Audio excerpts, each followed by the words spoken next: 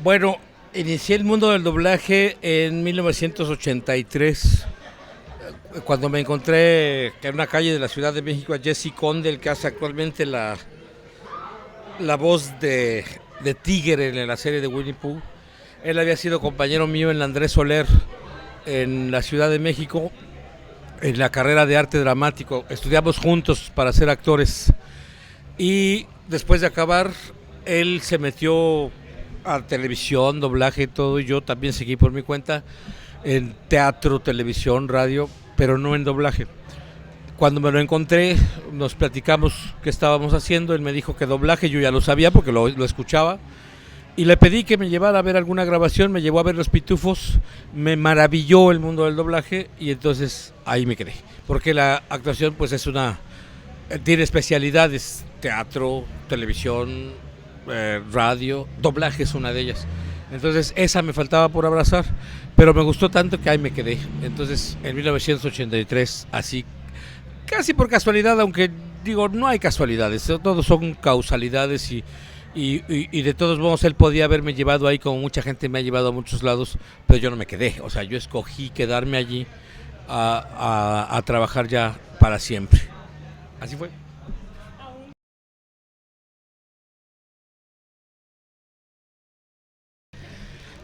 Sí, ese mismo día que me llevó Jesse Conde, él estaba doblando con don Francisco Colmenero Los Pitufos. Y ahí don Francisco me hizo una prueba que se quedó grabada en la película como si no fuera prueba, como si ya fuera un llamado. Hice un brujo invitado que nunca supe quién fue. Yo nunca he visto el capítulo que hice. Fueron alrededor de 50 palabras nada más en la película. Pero me quedaron bien y la dejaron en la película. Entonces lo primero que hice fue el primer día que fui a doblaje, que fui a ver, me hicieron una prueba y mi prueba se quedó grabada en Los Pitufos.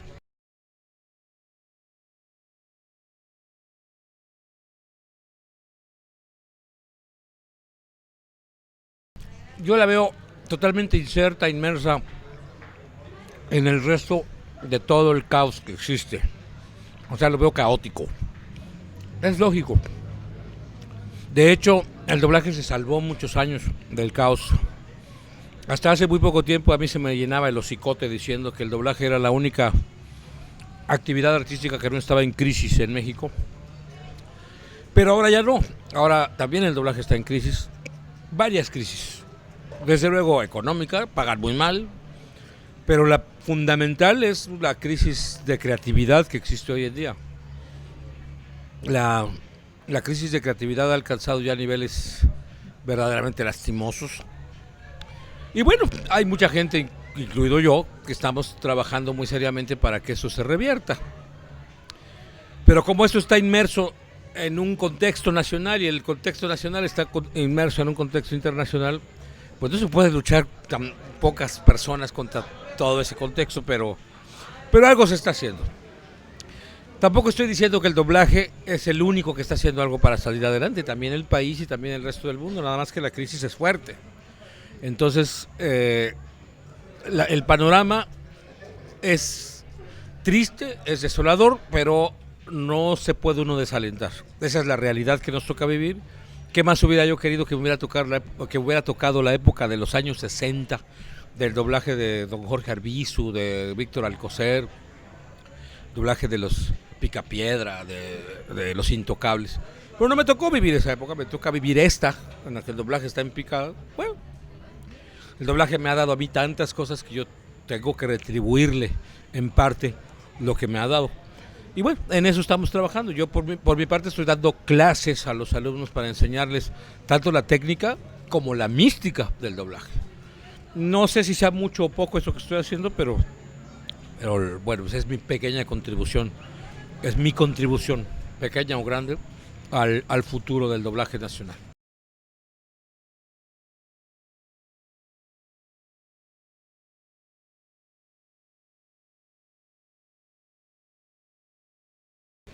Los niveles de calidad eran superiores en otros tiempos. Todavía en los años 90 del siglo pasado se hacía un doblaje muy aceptable. Nunca como el de los años 60, o 70, los primeros años 70. Pero todavía podía hablarse de un doblaje de calidad. Hoy en día no. Hoy en día hay muy pocas cosas que valgan la pena y son tan esporádicas que inclusive ni siquiera me acuerdo cuáles son. Pero pero hay que trabajarle duro, hay que insistir, hay que romper, vencer barreras y ver qué se puede hacer por ello y hacerlo. De hecho, te digo, estamos haciendo algo muchos. Y bueno, hasta que ya no podamos hacer más. Yo creo que se levantará también, ¿eh? O sea, todo esto son ciclos. Hay caídas, hay levantadas. El mundo ahora está en crisis entero, no solo el doblaje.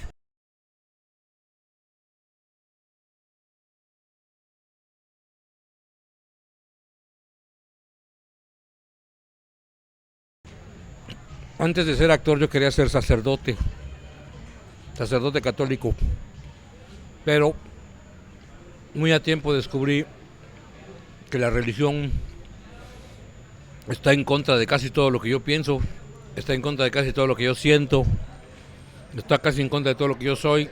Entonces me estaba equivocando.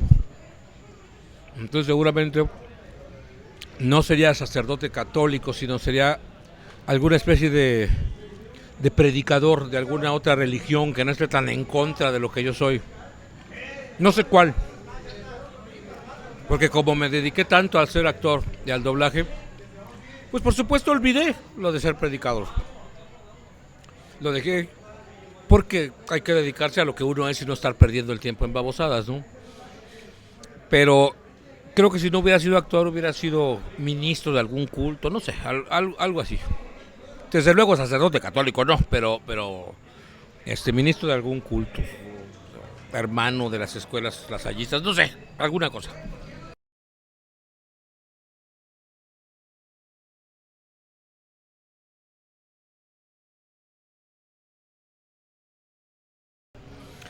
Se tienen que hacer muchas cosas, pero cuando algo te gusta tanto como una vocación, cualquier cosa que tengas que hacer por ella no es un sacrificio. Puede ser una obligación, una necesidad, un gusto, pero no se hace un sacrificio por algo que tú amas. Por lo que amas se hacen cosas y no se les ponen etiquetas como sacrificios. De hecho, en este momento de mi vida no estoy muy boyante, por ejemplo, de dinero. No estoy ganando en el doblaje ni como actor lo suficiente. Si no me gustara tanto, ya lo habría dejado, porque de verdad no estoy ganando casi nada. O sea, tengo muchas deudas y todo por seguirme aferrando a ser actor. Pero no es un sacrificio lo que hago, o sea, lo hago porque me gusta.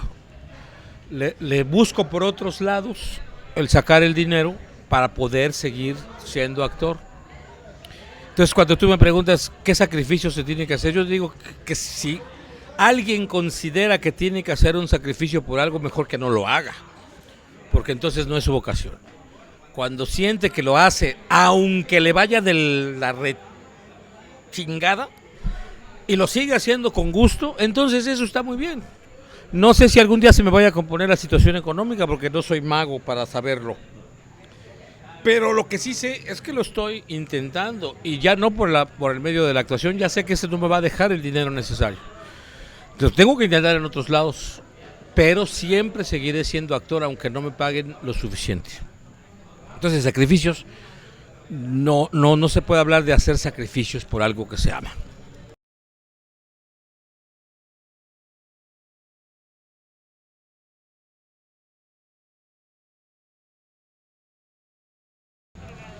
No, pues es diferente. Las satisfacciones personales no siempre van en relación directa con el trabajo que tú le metes. Mira, Homero me costaba trabajo, pero no tanto como las satisfacciones que me ha dado. Si yo le hubiera metido a Homero el mismo fervor con que me ha devuelto, me hubiera muerto de un ataque cardíaco a la mitad de la sala, porque me ha dado mucho más, el triple o 10 veces más de lo que yo le metí. No se le puede meter tanto a un personaje como Homero, que me dio tanto a mí, o sea, es imposible. Homero me ha dado exageradamente. No puede ser lo que me ha dado, no me cabe en la cabeza, no me entra, no lo entiendo. En cambio hay otros trabajos a los que le he metido mucho más que a Homero y nadie se ha enterado ni siquiera de que los he hecho. Entonces el esfuerzo hecho por una cosa no siempre te reditúa en el mismo, con el mismo, con la misma fuerza. Es más, puede ser que hasta te salga mal y quedes mal por haber hecho tanto esfuerzo por algunas cosas. A mí me ha pasado. Entonces, yo no lo mido de esa manera. Para mí son dos cosas distintas. ¿Cuál es el personaje que más trabajo me ha costado? Es uno que se llama... Bueno, es un actor que se llama Ben Kingsley en una película que se llamó La lista de Schindler. Él era el asistente judío de un alemán que sacó muchos judíos de la Alemania nazi. Me costó mucho trabajo porque Ben Kingsley es un actor muy distinto a mí, es un actor con una técnica totalmente distinta, un actor absolutamente diferente. De entrada es un actor shakespeariano, estudiado en Inglaterra, y yo estoy estudiado en Nopalandia, ¿no? Entonces, no hay nivel de comparación. Para poder igualar esa actuación me costó sangre, sudor y lágrimas, y la gente ni se ha enterado. ¿Ves? O sea, le puse mucho más a ese que a Homero. Y la gente lo ve y dice, yo lo veo y digo, cómo se me salieran las tripas para hacer ese, ¿no? Ok, pero no te devuelve el personaje lo que le diste. Y Homero, sin meterle tanto, me dio todas las satisfacciones y me sigue dando, inclusive ya ni lo hago y me estás entrevistando. 6 años después de que ya no lo hago, me sigues entrevistando tú y toda la gente.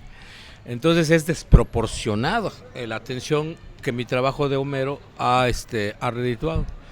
Como desproporcionado es el trabajo que le he puesto a los otros y que no me reditúan nada, o poco. Entonces, por eso los divido en dos. El de más satisfacciones, pues por supuesto es Homero, pero el que más trabajo me costó fue el Ben Kingsley de La lista de Schindler.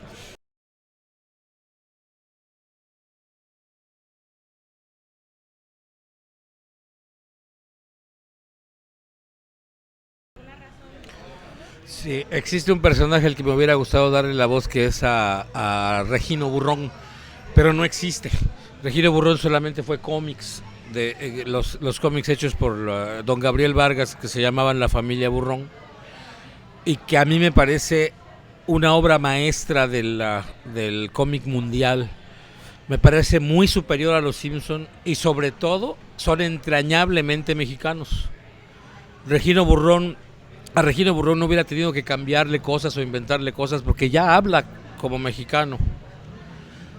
Pero nunca lo hicieron en caricatura, nunca lo pusieron en televisión, ni en cine, ni en ningún lado.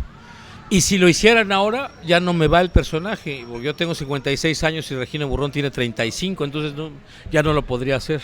Lo tendría que ser un actor que tiene 35 años. Yo no alcanzaría a hacer ni uno solo de esos, porque ya a mi edad ya no alcanzaría a hacer ni uno solo.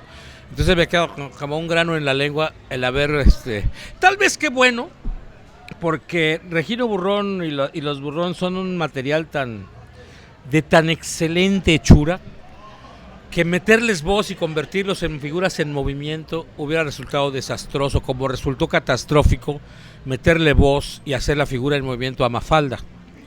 Que la verdad tú ves el movimiento a Mafalda y la oyes hablar y dices, híjole, no, me quedo con mi idea personal de lo que yo me creé en mi cabeza sobre Mafalda, con tantos años de leerla.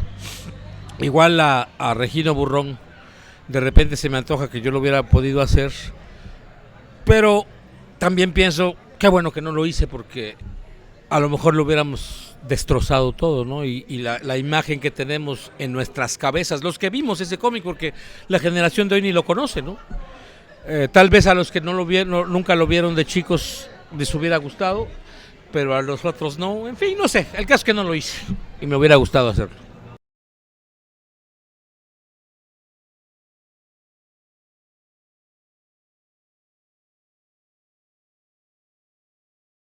No, eso me da lo mismo, ¿eh? Los actores de voz, los actores de acción viva, pues es otra cosa distinta, es otra clase de interpretación. Ellos tienen una voz original y cuando tú les quitas la voz y les pones la tuya, como yo hago, como por ejemplo con Danny DeVito en Mafalda, en Matilda, no me gusta con mi voz, me gusta más con su voz original, o sea, no lo hago porque me pagan por hacerlo y es mi trabajo y sé que hay gente que no le entiende al inglés y que no lee los títulos rápido y prefiere oír la doblada, o sea, el doblaje cumple una función social, pues, ¿no?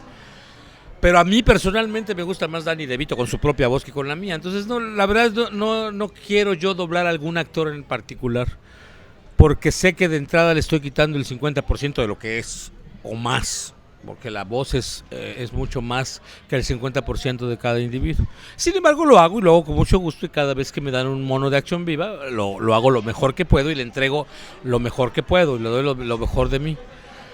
Siempre con la idea de que nunca va a ser lo mismo cuando una persona habla con su propia voz que cuando lo doblan. O sea, lo hago con todo respeto.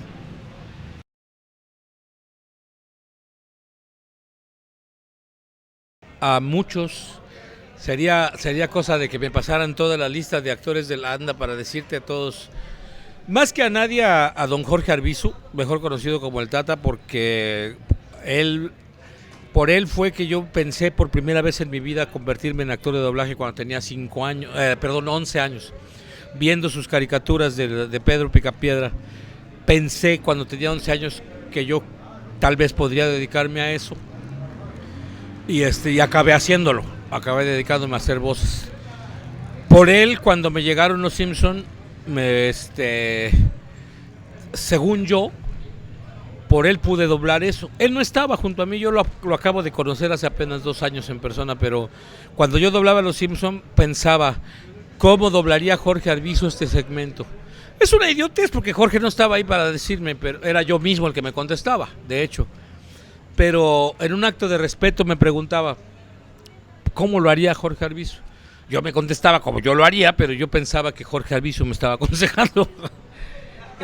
No sé si es una especie de inspiración, una especie de respeto, porque tengo muy clavada su técnica para hacer chistes, ¿eh? O sea, la técnica de Arbizu para hacer chistes te la sé, pero entonces muchas veces te digo la aplicaba allí. Porque son técnicas, hay técnicas para hacerlo, y desde luego tu espontaneidad cuenta, pero lo mejor de la espontaneidad es que no sea espontánea, o sea, que sea totalmente estudiada y que parezca espontáneo. O sea, es una técnica. Entonces la técnica de Arbizu me la sé bien porque la estudié en la televisión, viéndola, y traté de aplicarla, por eso me preguntaba, ¿cómo haría Arbizu? Entonces me acordaba y mi cerebro escaneaba caricaturas, y llegaba a un punto similar y lo había resuelto de esta manera. A veces lo hacía así, a veces decía, no, prefiero resolverlo de esta otra manera. Y lo resolvía diferente, pero siempre me hacía la pregunta de cómo lo hubiera hecho Arbizu. Otro que admiro mucho es don Carlos Becerril, y a él no solo lo admiro, sino lo envidio, porque don Carlos tiene una voz que a mí me hubiera gustado mucho tener, tiene una voz elegante, de galán, y a mí me cuesta mucho trabajo hacer las voces de galán, me salen finalmente, pero me cuesta trabajo, y a él no le cuesta trabajo. Me admiro mucho a don Víctor Guajardo, que no sé si alguien lo conozca, porque murió hace muchos años, por la voz tan grande que tenía, igual que don Guillermo Romo. Y así me podría seguir mucho tiempo, porque precisamente porque me gusta tanto esta profesión, pues a todos los grandes de ella pues son mis maestros y los admiro. Aunque ellos ni cuenta se dieron que me enseñaron, pero me enseñaron. Entonces a esos admiro, a los grandes de antes.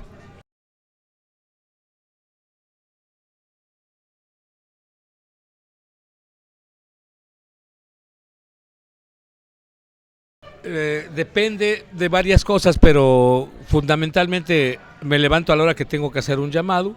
Los llamados empiezan normalmente a las 9 de la mañana. Casi todos los días tengo llamado a las 9 de la mañana.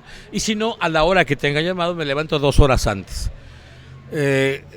Si puedo desayunar bien y si no me voy y me compro cualquier cosa en el camino, voy al llamado. No, primero pues es escoger la ropa, porque yo me disfrazo como los muchachos de las convenciones se disfrazan. Yo me disfrazo todos los días. A veces me disfrazo de vaquero, a veces me disfrazo de yucateco, a veces de turista como ahorita. Y entonces escojo ahí en el guardarropa, pues hoy me late de vaquero, no, pues soy de yucateco, no, pues soy de turista, no, pues soy de lo que sea. Y ya una vez disfrazado, pues ya me voy a trabajar. Y depende porque mis hijos viven con su mamá, a veces voy por ellos, a veces no. Es muy diferente. Y además tengo muchísimas cosas que hacer.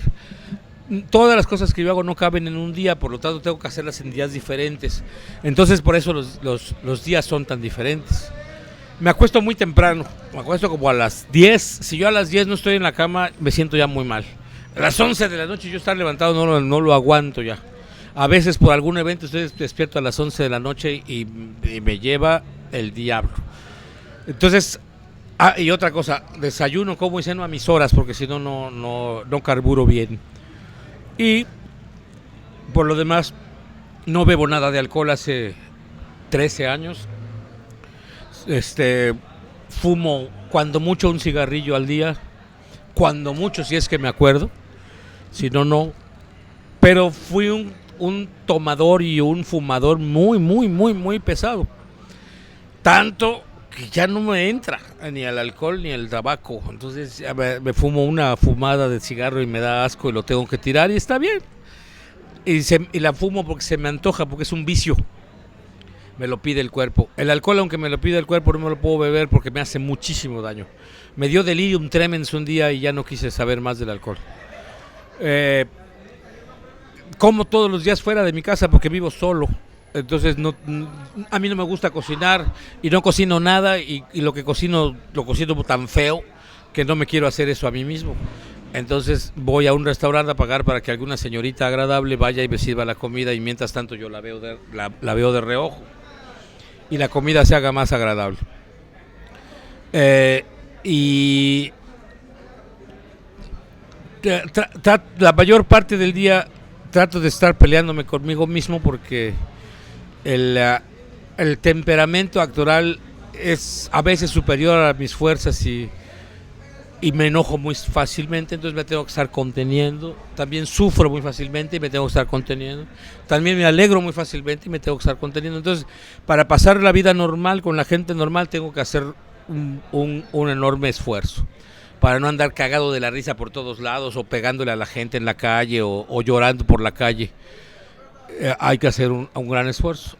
Y ahora me entiendo que así soy y lo aguanto frente a la gente, pero cuando ya no estoy frente a la gente, agarro a patadas la cama y me pongo a llorar y le miento la madre al espejo y todo lo que no hice en la calle lo llego a hacer ahí. Así que ahorita cuando acabe esta entrevista voy a mentar todas las madres que no menté durante todo el día.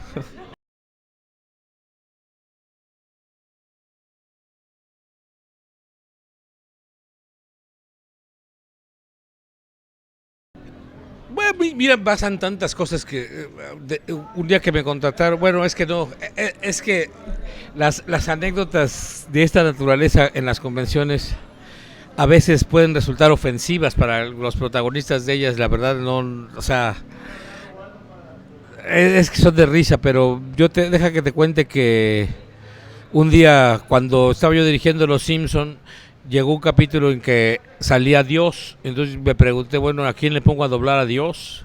Entonces puse a José Labat, que tiene una vocesota enorme, dije, pues ¿quién más que poner la voz de Dios, no? Entonces cuando entra José Labat en la sala, digo, señor, pase usted, ahí está el libreto, usted es Dios. Y se voltea y me dice, apenas te das cuenta, estúpido. Ligeramente modesto, pero sí, es la voz de Dios, o sea, ¿para qué le hace uno el cuento? ¿No? Él tiene la voz de Dios, espléndida voz, espléndido actor también.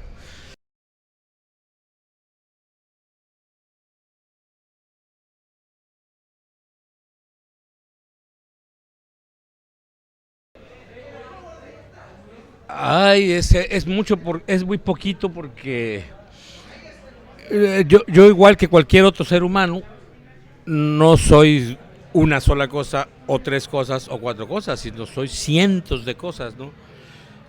No todas al mismo tiempo, pero muchas sí al mismo tiempo y muchas después de esas. Entonces es muy difícil que un ser humano se describa con tres palabras, pero bueno, voy a escoger las primeras tres que me salgan. Inconsciente, tenaz y brillante.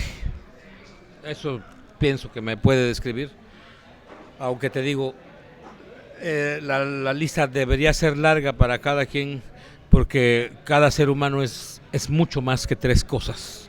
Eso es lo que hace rico al ser humano.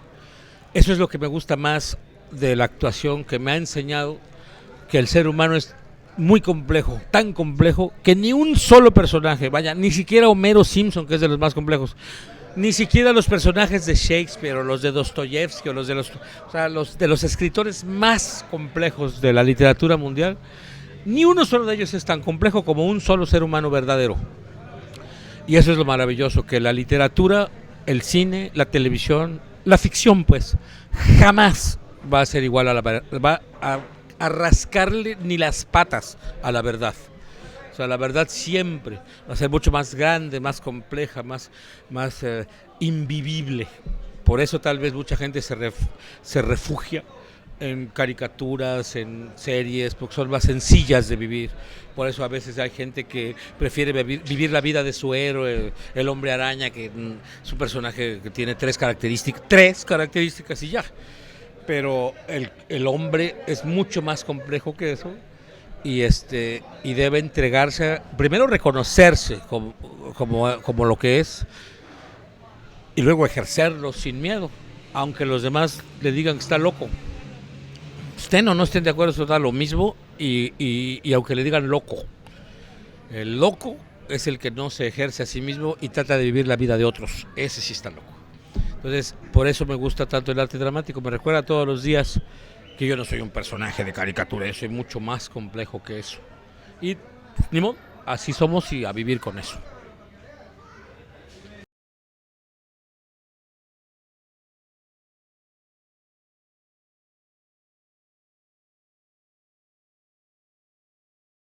Si ya descubriste que eres actor, o dibujante, o médico, o policía, o lo que sea, decídete a ejercerlo contra lo que sea.